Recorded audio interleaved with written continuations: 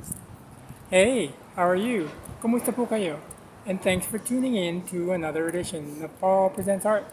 So my name is Paul and I'll be your guide today. We're just in the courtyard of Catriona Jeffries Gallery here in Vancouver, which is of course built on the ancestral territories of the Musqueam, Squamish, and Tsleil-Waututh nations. And we will go inside the gallery and have a look at some sculptural works by local artist Liz Magor. So I hope you can join me for the tour, and I think you'll enjoy it because it has something to do with Canada and the wilderness and the environment and our relationship to it. So I hope you can join me and let's go do it. So we're in the gallery now, and I'm going to do a pan of the show. The main exhibition space itself is quite large, with high ceilings. It's a beautiful space, with lots of room for the work to breathe. There are 9 sculptures in the show, 6 are in this main area, and another 3 sculptures in smaller space that we'll get to after we explore this main area. If you're new to the channel, I just want to say that this channel is dedicated to art, exhibitions in contemporary, historical, and outsider art, group shows, art collections, etc. And since I live in Vancouver, Canada, most of my videos will be from that area and nearby, but I'll also cover exhibitions as I travel. Back to the gallery, the works have ample room to breathe. And the first thing I noticed when I first visited the show was the minimal color palette used in the works. They have this industrialized feel to me, cold, somewhat distant. Don't get me wrong, there is color, but I think it was very selective in its placement. You see it in the hands, in the birds, the hair, maybe even, say, the organic features, which I think lends a warmth to the work and tends to balance out the sculpture. I also think these organics are devices to highlight reference points on the sculpture, like the so-called punctum in a photograph. We'll get to that a bit later, but for now, let me share a short bio on the artist. Liz Magor is a Canadian visual artist based in Vancouver, Canada. She is well known for her sculptures that address themes of history, shelter, and survival through objects that reference still life, domesticity, and wildlife. Magor's delicate and realistic casts of humble objects, such as garments, cigarettes, candy, even animals in the form of taxidermied birds, speak to mortality and local histories. Let's have a look at the first work here, which is called Series 2024, polymerized gypsum, 42 by 28 by 12 inches. This work sort of resembles a sideboard or a bedside table. When you look closely inside the facsimile of the rolled up blanket, it's not a real blanket, but made from polymerized gypsum. You'll find the shape of a bird, perhaps a seagull, that seems to nestle contently inside the blanket. There's a cocooning effect that seems to satisfy the bird, like the feeling of being warm and safe inside the relative safety of the blanket, a security of sorts. I remember many years ago, when I was traveling, I sometimes asked people what their impression of Canada was. And I distinctly remember this one rather funny response that someone told me. Canada, that's where all the animals go. And that stuck with me for a long time. Our relationship to nature and the wilderness is something that defines us. It's in our art, our social engagements, the air that we breathe, and it comes out in our creativity. And the same is true with Liz Magor's work. We'll continue that train of thought in a bit. This work we're looking at now is called Stranger 2023, polymerized gypsum, 41 by 29 by 15 inches. And this work has a similar format with a previous one, with a form resembling a sideboard or a side table. I can't help but comment on the legs of this work. They seem demure and rather precariously placed, like something that's about to buckle or collapse. From the look of it, it looks like rolled up cardboard or something. And this sculpture also has a bird cocooned within the folds of the cloth. Getting back to Canada, it's one of those places in the world with vast wilderness. It's still intact, protected, and as such, both animals and humans take shelter and security in that. But the wilderness can also be a frightening place, inhospitable to human life, mainly because people have been living in cities for many thousands of years that we have little to no skill in surviving the wilderness. The bird in this work is golden, its feathers articulated, similar to the previous work. And to me, the work represents the safety we seek in our daily lives. And I think that's all we want for ourselves, really. and hopefully for other living creatures to live our lives in relative health and safety. Next, we have something completely different. Palm 2025. Textile aluminum polymerized gypsum 120 by 17 by 31 inches. This is one of the larger sculptures in the show, and from my perspective, there's a hint of theatricality about it. The curtains with a hand that magically floats without a body and seems to control a swirling mass right beneath it. It's like a magic trick, and controlling the swirling mass under it, which looks to me like a cyclone or a hurricane, is the trick. If we were to really think about it, controlling the weather would be a feat of human ingenuity.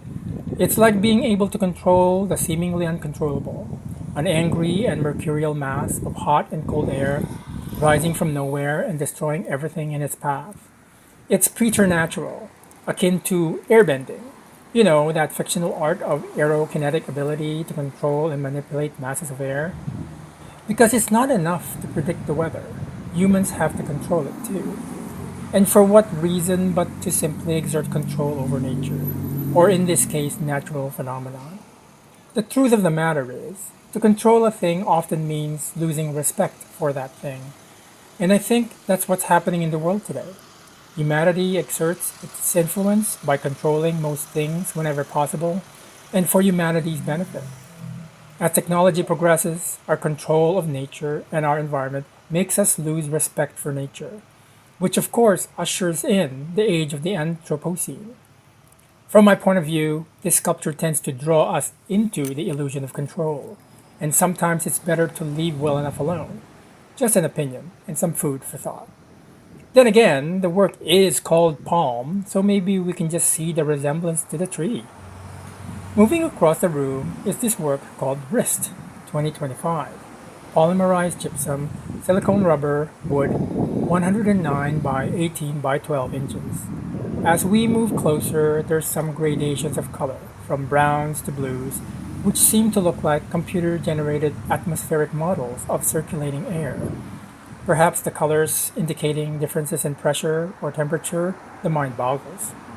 Of course, this work is related to the previous work, with a vortex-like weather model and a pair of hands that seem to control the weather pattern. But there's also something funny about this work, literally. As we move toward the top of the sculpture, just above the clenched hands, there's a tongue sticking out. Or I think it's a tongue. It kind of reminds me of caricatures or political cartoons where an opponent is being choked, so their eyes bug out and their tongue sticks out. And I have to say, it's unexpected.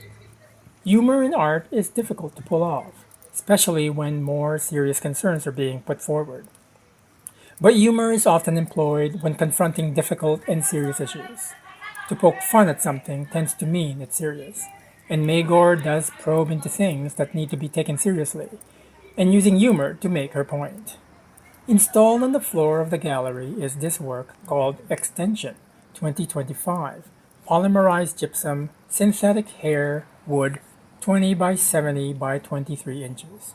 There's something familiar with the main horizontal form of this work, like the upholstery part of a classic Mies van der Rohe inspired daybed, derived from the design of the Barcelona chair. As we move around the sculpture, I want you to notice the lower part of the work. The bottom part, which are box-like wooden planter-type bases, seem off. The entire sculpture appears like a mishmash of leftover furniture, and is often more function than it is form. But that's the point. About 20 or so years ago, Magor's interests lay in the settler sensibilities of living in the wilderness. Wood cabins made from rough hewn logs, with interiors populated with the most basic of necessities. Everything revolved around function and a survivalist sensibility, and this sculpture feels like that to me. The form of the sofa looks like an animal's head, with strands of blonde hair spilling over the side. Is it roadkill? Does the hair signify dripping blood? As we move in closer, notice the rough texture of the sofa. Looks like it's had a hard life. It's been used, it's functional, it serves its purpose, and that's the point. Now we move over to the next sculpture, Fist, Orange, 2025, silicone rubber, polyester mesh, upholstery tacks, 84 by 9 by 6 inches. This work is similar or part of the series of totemic sculptures that have an implied humor in them. The form held by the hand does hint at atmospheric or cyclonic turbulence, but it also resembles more of a cocoon to me, or a stalagmite formation in caves. As we move closer, notice the mesh-like textile that envelops the form. And those tacks just below the hand, don't you think they're cartoonish googly eyes? I can't help but notice how tight the fist is, like it's struggling to hold onto the form, or what the form ultimately represents. As the form appears to drip down from the hand's grip, it metaphorically seems like the form is trying to escape its grasp, or of humanity's desire to control its environment. Does that reading seem valid? It's just my opinion of it, but it seems to indicate that the human desire to control its environment may get exhausted and ultimately fail, and in essence, isn't escape the ultimate goal of captives? Now we move into the smaller gallery and focus on this work on the floor called Sleeper Number 6, 1999, tin cured silicone rubber, synthetic hair, 6 by 26 by 6 inches. This is the oldest work in the show, and one of the first works that I've encountered using silicone rubber. I've been following her work since the early 90s, and seeing this work with this new material, I took notice of it. I remember having a brief conversation with her and asked why she started using silicone rubber. She told me in a frank way that she's tired of repairing her work after a show and that silicone rubber is really durable and resilient. She also told me that she doesn't use theory in her work, or she doesn't work with theory. From what I can see, it's a material investigation that manifests her interests in the Canadian wilderness, survivalist, and settler histories. This work we're looking at is Arch, 2025, polymerized gypsum, synthetic fur, 35 by 70 by 9 inches. This work relates to the other work in the main gallery that has a similar, if not the same, modernist Mies van der Rohe style upholstery. The upholstery seems distressed, perhaps from years of use and then abandoned. Apart from being installed on the wall, this work also has the semblance of an animal, a feline with circular leopard-like spots on its fur. Its back is hunched over as if surprised by our presence and poised to pounce. It's not a happy pussycat. And remember I mentioned earlier about Magor's previous work with the wilderness. This appears to be like a particular interior scene from an abandoned cabin in the woods, where the local wildlife has seen fit to inhabit the cabin. A wilderness picturesque perhaps? Or a post-apocalyptic survivalist scene in life or in a movie? And finally we have Fist Blue, 2025, silicone rubber, polyester mesh, push pins, 84 by 9 by 6 inches, which is a work related to the other Fist work in orange back in the larger gallery. I can't help but focus in on those eyes that suggest a certain cartoonish quality to this work, a cocoon-like blob that's unable to speak. If you were to put a caption on this work, what would it be? What would that cyclone-shaped blob say in this context?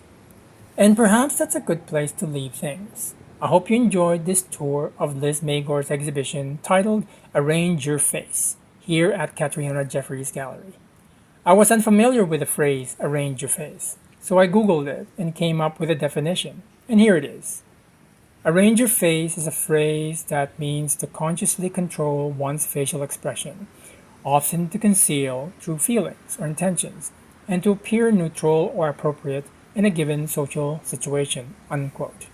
But I thought it fitting to title this video Poker Face, as an expression that has a similar meaning of concealment, but lending a playful and humorous quality to the works that I've seen. What do you think of the show? Did you find humor in it?